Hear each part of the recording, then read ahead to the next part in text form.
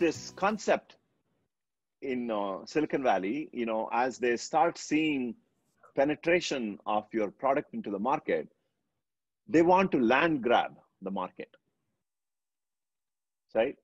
So this concept is, at any cost, I want to land grab. So what it means is, as I was explaining to this other gentleman about this TikTok, right? When you get a customer base, then they are with you for a long time, unless you mess it up. So the goal is, at any cost, I want to go and acquire the customer. So during the process, I might actually end up hiring a ton of salespeople. And that means the quota for these salespeople will be very small, like what you have mentioned, $750K or $1 million, because you have more number of salespeople to cover the ground. So the quota is less, right? If you optimize it, then the same sales guy will have higher quota. So then it's better for the company. But people don't have that patience, because they think all of these sales guys will eventually hit 5 million, 10 million, right? Let me go first acquire the customer. But meaning, even if I get a 50K or a 100K PO or a 200K PO, that's fine. And compensation of the sales guy is like what you have mentioned, right? So that is the imbalance that gets created between profitability to this land grab mode. And this land grab mode is what all these companies, whether it's Snowflake, whether it was NetScreen, whether it is Nutanix, any of these companies are pushed to go for this land grab approach. And so you as a CEO, you need to decide when you hit that time, when your company starts to grow, you need to decide what is the path that I want to take. So I personally believe that if you study Arista model, Arista has been profitable almost from the very early days of the company, because the CEO was absolutely, rigid on the fact that I am not going to go into this land grab mode.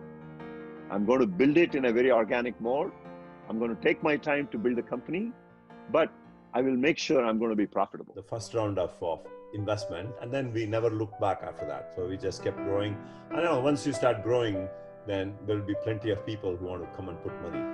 The second company, so despite the first company's success, because the market went under, the second company, when I needed the money, nobody wanted to fund the company.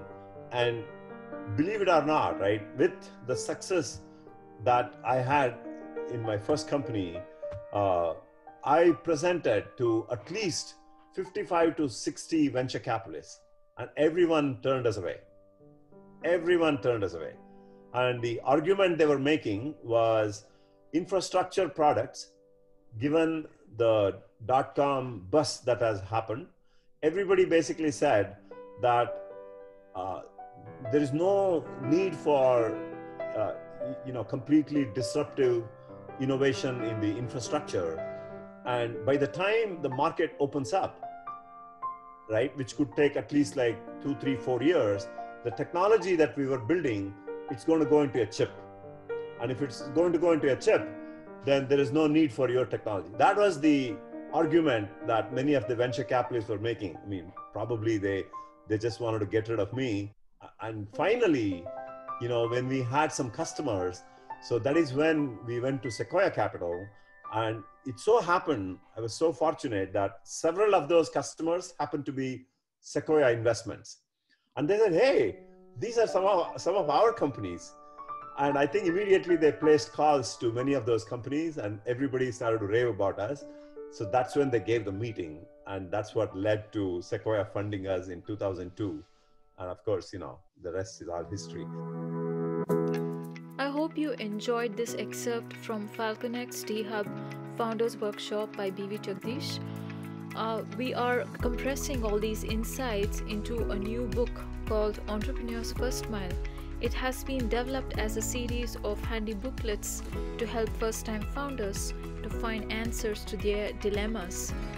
BV Jagadeesh has successfully floated and guided multiple startups over past 3 decades in Silicon Valley and across many parts of the globe. And this book will cover nitty-gritties of founders' daily dilemmas.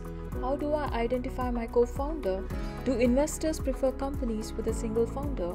We are still unprofitable. Should we hire a sales guy to generate more leads? And similar such questions. So please keep an eye out for the book, and thank you very much for listening.